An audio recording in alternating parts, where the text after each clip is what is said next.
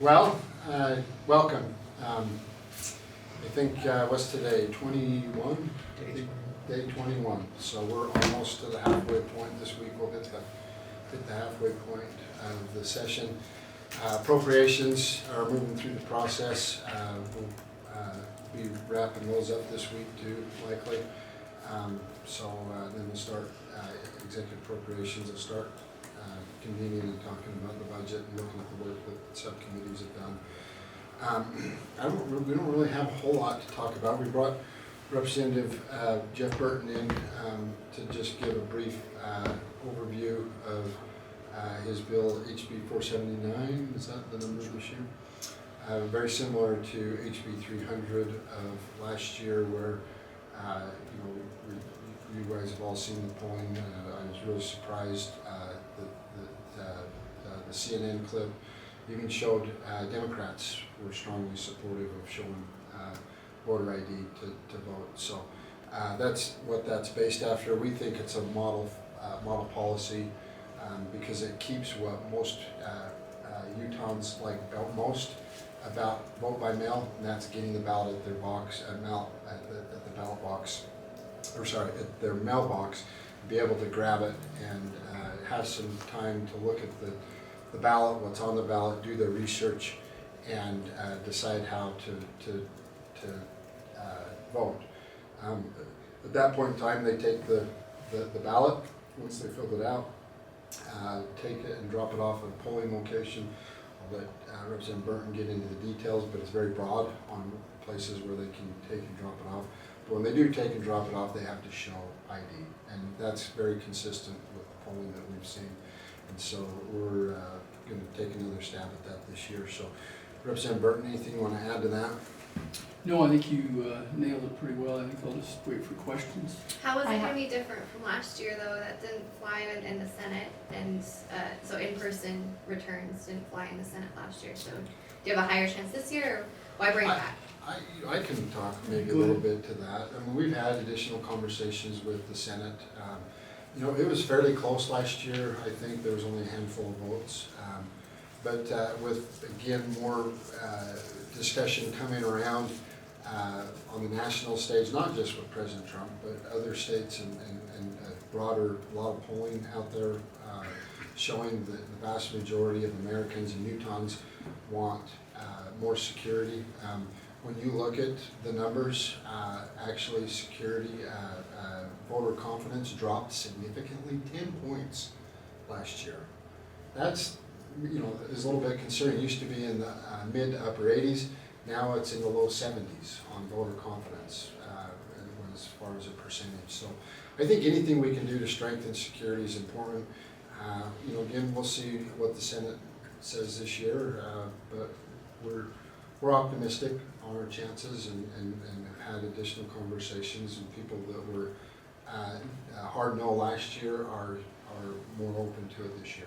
Representative Burton, how is this not getting rid of vote by mail? I understand it's an opt-out, but it's not, there's an option to opt in, right, to be able to mail your ballot back, but by and large, people are going to have to go return in person, and then likewise, have you worked with the county clerks, and how is it logistically going to work to staff ballot boxes, right, for people checking IDs? Can you talk through all that? Yeah, sure. Again, the speaker alluded to it. The majority of the public has said what they like about vote by mail is they get that in their mailbox and they can sit around the kitchen table and talk about it for a few days. What they didn't like, and the statistics show it very clearly, is they didn't like mailing it back because, for obvious reasons, they didn't trust the post office. The majority of them did and do drop the ballot in the ballot box. The difference here is that ID will be required and be checked. Look, 78 developed countries in this world require ID to be shown when you vote. Why? Why not the United States of America? We kind of move toward convenience and away from security, and so this simply they'll have a lot of time in between voting day to drop it off at a county clerk's drive through their city office as they pay bills and drop off their ballot and have their ID checked. The last couple of days before voting day, there will be people manning ballot boxes I'm meeting with county clerks this week to nail down more of the logistics. We've got a fiscal note of about $280,000 to help the counties get this done. But I'm confident we can do it. We went to the moon, we can figure this out.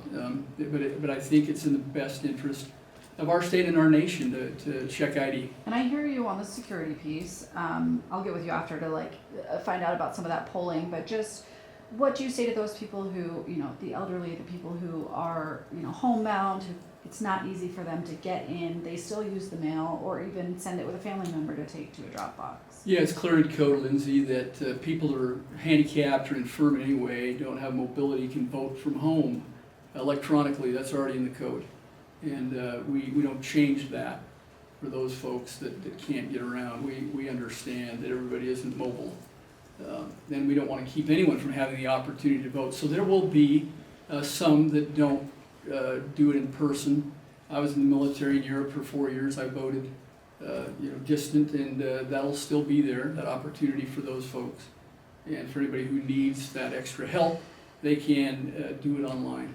Have you So seen pressure from let me the, just come back and answer that question a little bit more directly. So I view it as just a different option of the vote by mail. It takes what people like the most and couples it with what we're hearing, again, additional security and showing their ID at the time they vote. And so I think it's a hybrid of the current vote by mail system that actually keeps and preserves what people like the most, but then also creates the security on the back end of it. will you preserve, like as most people drop their ballots off in, weekends or, after work, things like that, is the 280,000 sufficient enough to cover that, just, logistically, if people are gonna be dropping by after work or on a weekend or something like that, and then showing their ID to the person at the drop box? Yeah, good question. The county clerks are already funded to run elections, but we understand this is gonna be a little bit more labor intensive. That's why we're meeting with them, going through the numbers.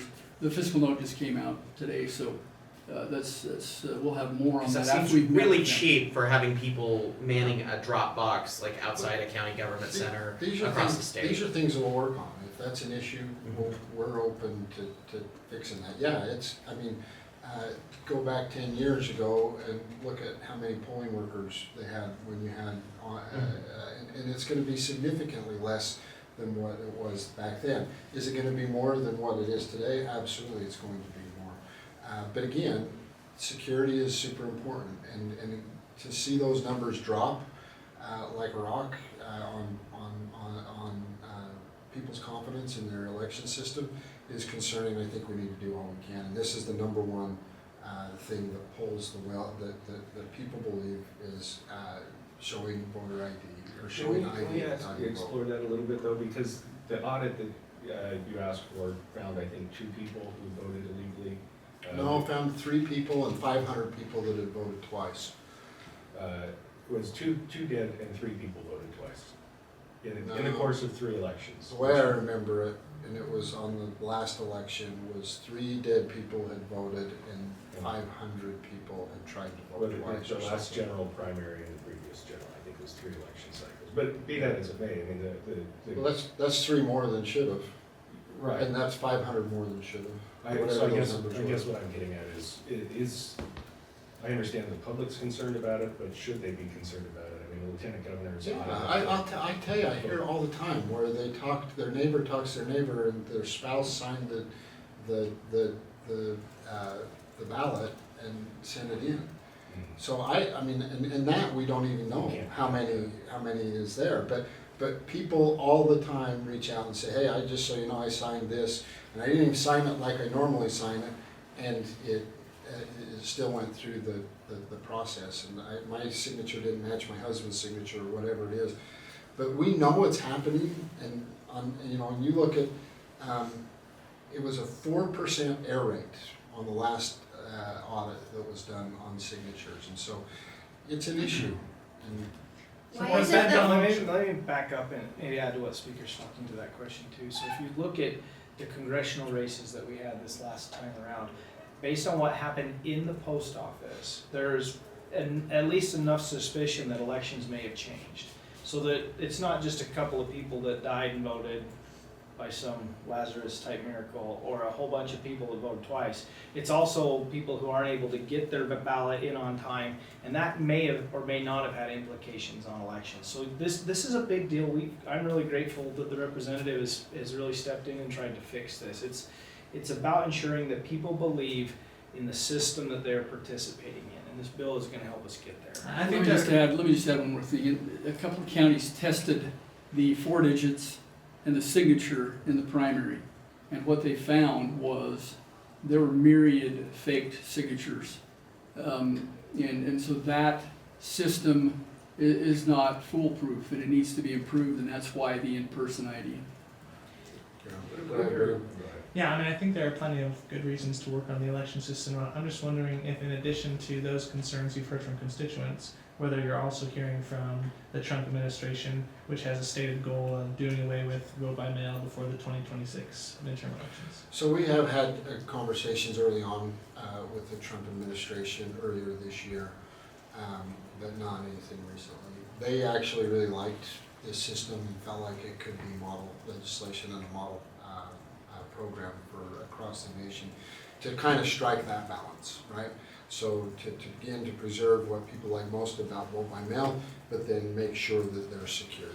So What do you let's think just, about the president's comments recently about nationalizing elections?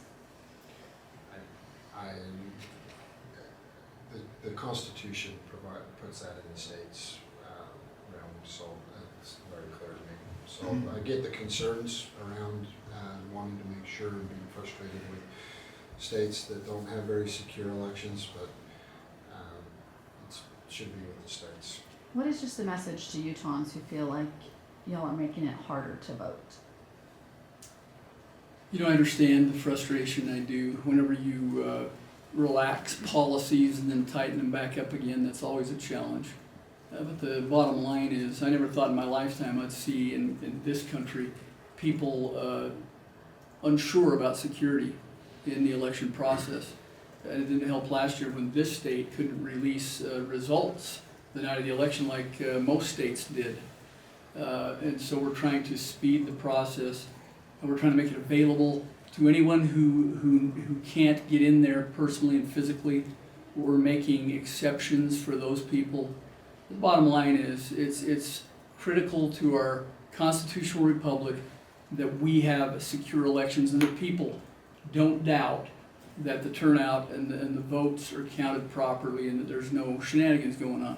And you all saw some of that even in the past couple of presidential elections, concerns on the part of folks that ballot boxes were being stuffed. When you do it in person, you check the ID, that stuff doesn't happen. Then you have the proper chain of custody. So I just say, if you appreciate your quality of life, you want to continue to live in a country that's free and where opportunity abounds, then you need secure elections, period. Nothing is more important in this country than secure elections. I believe that wholeheartedly. That's why I'm running this bill.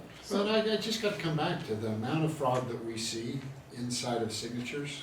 I don't think it's not that hard to, and I know there's lots of options in there. I don't think it's making it that much harder to vote. Most people take and drop their ballots off at drop boxes anyways.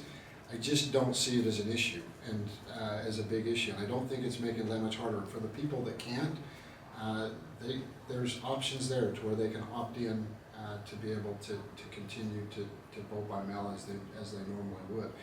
But there's a lot of options in there. I think you can drop it off at city centers and different places, and there's a period of time, a window. Man, I don't view that as making it harder to vote, sorry. Before we run out of time, could I ask a different Please. question? I would love a different topic. I don't know if you will, Representative. I got a few others. Representative Snider, Let's go. Can you help me understand how HB 523 would impact the proposed central campus? Yeah, so that is my response to maybe some inaction that I believe was committed to on the long-term sustainability of the Great Salt Lake. So last year I ran the bill that allowed the city of Salt Lake to overturn an open space purchase on the 7 property in that corner of the state. We had some long-term discussions about what we were gonna do permanently around the Great Salt Lake, and there was some exchanges and commitments made. Unfortunately, those haven't been followed through at that level, local level, and if, I'm not comfortable having put my name on backing conservation off, and then not having conservation followed through sort of in course, if that makes sense, so Can you explain a bit more about that? So there were some trades between landowners and some long-term commitments. You've got a bunch of moving parts in that corner. And the commitments to preserving that corner of the Great Salt Lake and Farmington Bay and those duck clubs has not moved through this with the same level of surety that my statutory change is that I made last year. This is the So large eminent scale domain. elevator shelter. Yeah. Let- Yeah, let so me- we're still talking about where that would go, and if we're not gonna have an honest conversation about preserving that corner and moving forward with conservation, I don't wanna be party to that. So let me Let- see if let I me- understand this correctly, then you are looking to block this shelter to preserve the Great Salt Lake. I think that when we did that, go back in that bill that I ran with, on Salt Lake City and police and all of that, embedded in that was a provision that said we basically broke the easement that was on the property that the city owned to allow the shelter to go there. And there were some exchanges and some promises that we were gonna commit to doing some things in that corner for the Great Salt Lake. Those have not followed through. And so I don't wanna be committing to breaking a conservation easement. That's something that's really important to me. I think it's important to most Utahns. I don't wanna be part of that if we're not gonna move forward and change. Let me just talk about the goal overall that I think we've taken from the state. We purchased the duck club that was 600 and something acres The Blackhawk. couple of years ago. Got the water rights with that. But it started with well, it's actually started with the Legacy Highway, right? So trying to create a barrier around the Great Salt Lake from a development continuing to encroach upon the Great Salt Lake. And so it started originally with Legacy Highway, created that barrier. The inland port, through negotiations with the state, the city, and the landowner, created the barrier on the south end. And now you have this gap between the West Davis corridor and the inland port that is still unprotected. We bought 600 acres there 2 years ago to help protect that. There's still another few hundred acres that need to be worked out in order to protect encroachment upon the Great Salt Lake. That's the overall goal that we're trying to achieve as a state. So what does this do for your priorities for dealing with homelessness then? You've capped it no more than 300.